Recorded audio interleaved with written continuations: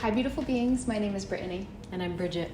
And today we're going to be talking about our attraction towards the masculine, the feminine, the balance, and on some level, our own unique philosophies about the divine masculine and the divine feminine and how they can show up in different humans. I really love this topic. Me too. It's been coming into our world a lot recently. Well, I feel like it's always in our world. And maybe collectively there's this rise of, like embodying the feminine and embodying the masculine. And for me personally, I've always been on a journey of finding balance of both within myself. And I feel like you have as well. Totally. And yeah, what I mean is like we've been receiving questions about this recently, and I think because people sense that we have an interesting perspective on it. Yeah. Being somewhere in the middle or a combination of both. And yeah, I'd love for us to start by speaking to that, and then maybe how that relates to how we see the world or how we witness partnerships that are maybe more traditional, like masculine, feminine. Yeah. So I love what you said about us kind of always having been more of a blend of both and feeling like we kind of like straddle worlds in a way. Yeah. And I notice I've always been attracted to other beings who do that as well. Yeah. I'm going to segue for a minute because this feels like one of the ways that one of the areas where I see this show up the most for me personally, and it feels really easy to talk about this, is in business. Yep. Because, right, like structure, the masculine, and then flow, the feminine. So if we just had one or the other, right, it wouldn't work, right? So for me personally, I used to be really structured in my business, didn't have a lot of intuitive creative flow. Then I kind of swung to the opposite direction. Was so in flow, so in channeling, so in receiving that I didn't actually have a business. Totally. And so, right, we have to create the structure and the systems and the support so that we can have that creative flow and intuitive wisdom to flow in that structure. Yeah, I love that. Another easy way I've seen this show up is in movement practices. I love having a sense of structure, first of all, and like what areas of movement I'm going to dedicate myself to. Yeah. And maybe an idea of like how I flow with that, which days, etc. But then I want to flow intuitively. And even within my movements, I want strength movements. I want movements that really channel my power. And then I want movements that are more based in flexibility and dance and agility. Same thing with emotions, the emotional world versus the mind. If we're all in our emotions, it's gonna be confusing and messy and just like a sea, literally like water. Emotions, water, like the sea of emotions. But if we're too in the mind, and we're not in our bodies and we're not in our emotions, and then everything's logical, and yeah. So everything, and then it can show up in it does show up in relationship, right? Sure. So we've been experiencing this a lot recently, and right, like when I'll use an example of something that happened the other day. I was bleeding, maybe. You had just started your cycle. I just started my cycle, and I was really wanting to be in my feminine, to just kind of like not have to just be like taken care of and held and supported. And I noticed Brittany was also showing up maybe a lot in her feminine, and really I think I asked like, hey, I'm really needing you to show up more supportive today, more structurally sound, like more in my masculine, more in your masculine. Yeah. And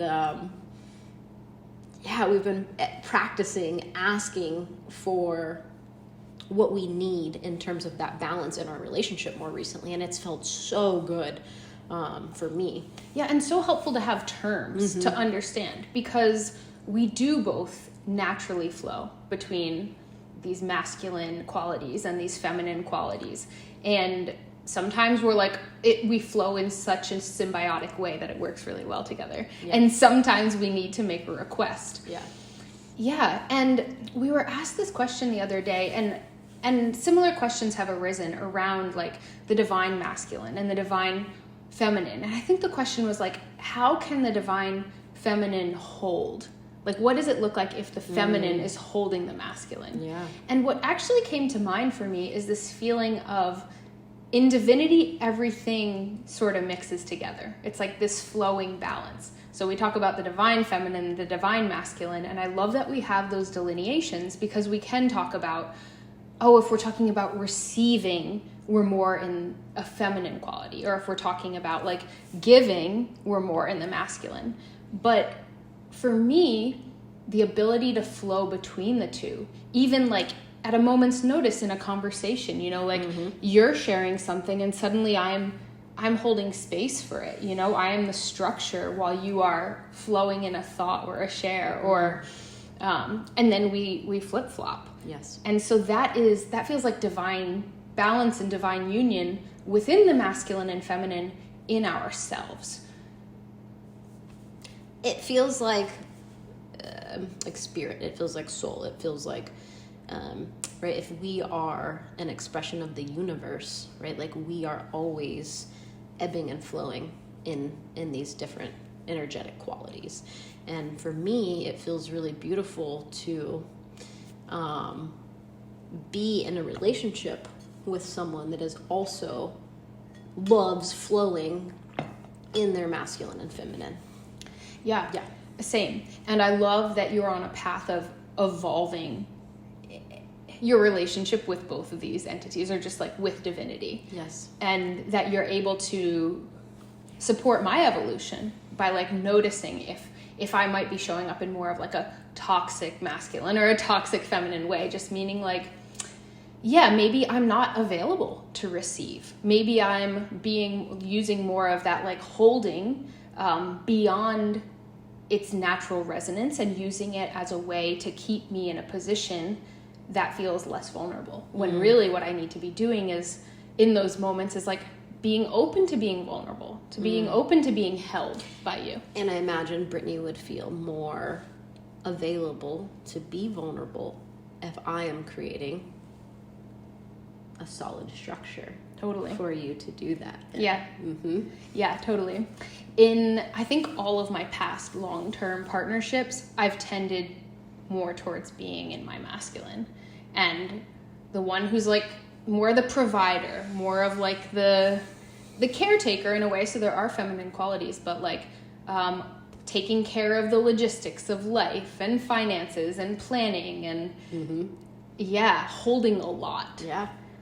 And so it's been really beautiful. One of the things I was initially attracted to about Bridgette, especially being that we came into deep connection when I was pregnant, was sensing that Bridgette could really hold me in this way that I hadn't really trusted or in another being in quite the same way.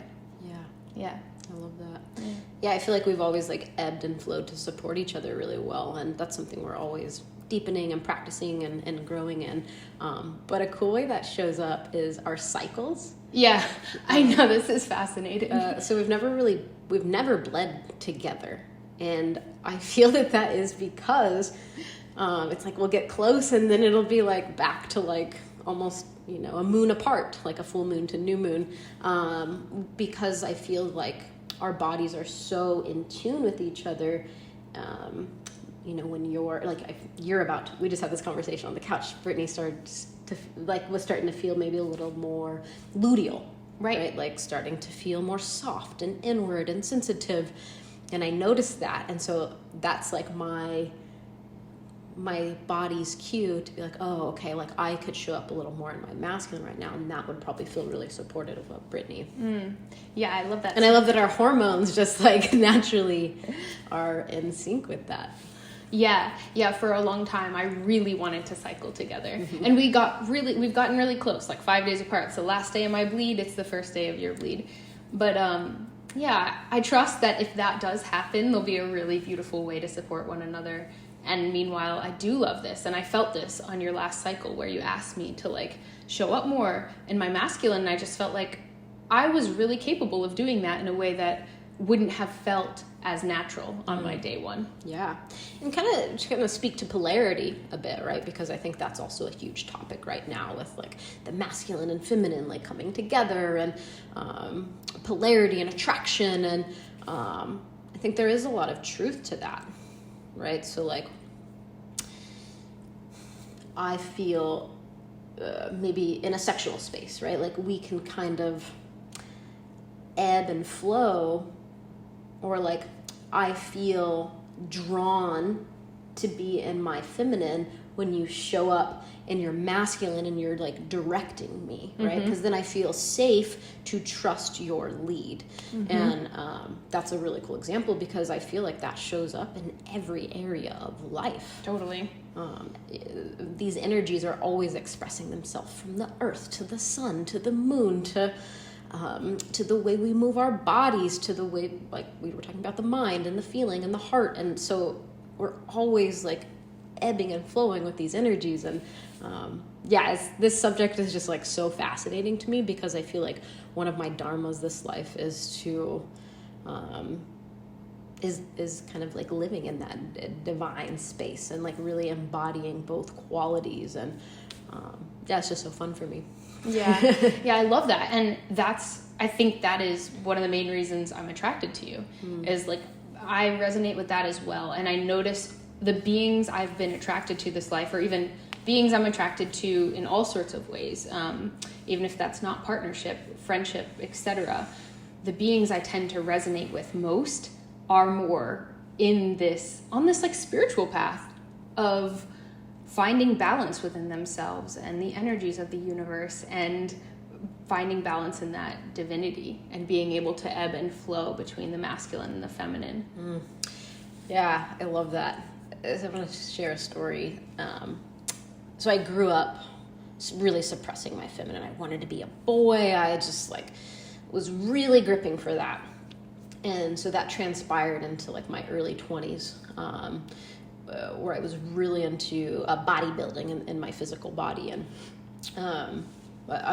the way I worked out or moved my body was very masculine and very rigid. And I was like tight. Like, yes, I had a lot of muscle. Maybe I looked good aesthetically, but I wasn't actually that strong. Like maybe I could throw a weight around, but like I couldn't move. I didn't actually feel strong. I didn't have a lot of energy, right? So then my body shut me down. I got really sick. And so I had to swing the pendulum to the other end and like really learn to be in my feminine. And I was just like resting and meditating and doing yoga and just a lot of self-care. And right, so I kind of like went to the extreme of the other end. And I just now in my movement, I feel the strongest and most vibrant and embodied I've ever felt, because I've been able to bridge the gap between those two. And in my movement, right, I have crazy strength because I'm also mobile and flexible. And I think that's a cool example because it shows up so, it's easy to, what's the word I'm looking for? Mark or track. Just like the more fluid and flexible I get, the stronger I become. And it's just, it's really cool to see it in that way. Yeah, I've loved witnessing you in that for sure. And it also shows the pendulum swing, that if we show up too much in our masculine, we will be pushed to be more in our feminine. Yeah. And I think that goes across the board for any being. And of course you can resist those things, but they show up as dis-ease in one way or another in our lives. And so relating this more to partnerships that aren't queer, say, I think it applies really similarly. Yeah. I notice, in partnerships that I can appreciate or admire that are like a man and a woman, I see how they are always moving towards greater balance within themselves to be both in their masculine and their feminine as it makes sense. And you can see like our society has been asking for that. Like traditionally, like hearing that women want their male partners to be able to express their emotions more, and maybe men wanting women to be, I don't know, more capable in certain structural ways. Yeah. And so I think like we've been calling for more of this balance, which maybe existed prior in a more divine way that wasn't thought of as like, oh, this man is effeminate if he is expressing himself vulnerably. Maybe it was just like, that's a balanced person. Yeah. And I love like one way we could apply this to practicing or having embodiment practices that embody both energetic qualities is, you know, having things like, what could we say are the masculine practices that we do? Yeah, I think like planning out the week ahead, Mm-hmm. creating structure for your week. Mm-hmm. Creating structure for our business, having a structure for our movement. Maybe meal prepping at the beginning of your week to get yourself set up. Yeah. Yeah. Mm-hmm. I feel like, yeah. And then like maybe more of the feminine qualities could be like self-care and meditation and yoga and journaling and feeling your emotions, communication, having these conversations, channeling, creative outlets, having enough free time scheduled so you can be more in your feminine to flow. And it's cool because each of these qualities then breaks down. It's like, okay, the masculine structure says like, I'm going to show up each morning to meditate. But maybe meditation, you feel more in your feminine. Or maybe you decided you're going to meditate every day at 7 a.m., but one day you intuitively sense like, no, I need to stay in bed longer. So this is the intersection all the time of those masculine and feminine. Yeah. And so I think that's a beautiful thing, is being able to have, right, the structure in place so that you can tune in and flow. Yeah. And I'd be curious to hear from anyone who feels as though they're more in their feminine or more in their masculine, and it resonates for them to exist more so in that, and how that shows up maybe in a partnership or a relationship for you. Yeah. And maybe that percentage, I think there's always going to be a ratio that feels good for each individual. Like for me, it feels pretty 50-50.